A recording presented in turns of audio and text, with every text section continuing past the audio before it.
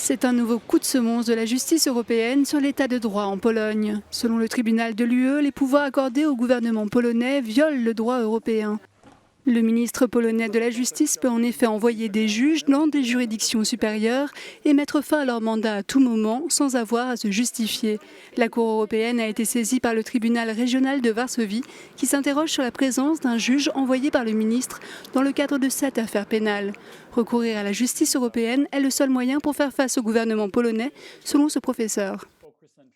Il ne peut y avoir de compromis sur l'état de droit et l'accès à un procès équitable. Le droit à un tribunal indépendant établi par la loi est un prérequis fondamental pour adhérer à l'UE. Donc à moins que vous ne soyez d'accord pour faire une place aux régimes dictatoriaux dans l'Union, aucun compromis n'est possible. On ne fait pas de compromis entre les criminels et les citoyens qui respectent la loi. Alors pourquoi en faire là?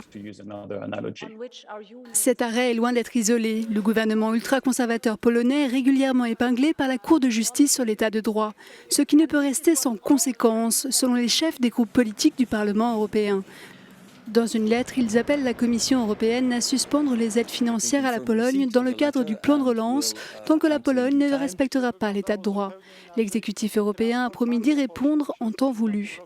Cette décision de justice intervient quelques semaines seulement après qu'une autre affaire relative à l'état de droit en Pologne ait vu la Cour infliger à Varsovie une amende de 1 million d'euros par jour. La question que beaucoup se posent désormais est combien de temps le gouvernement polonais va pouvoir résister à cette pression politique et surtout économique.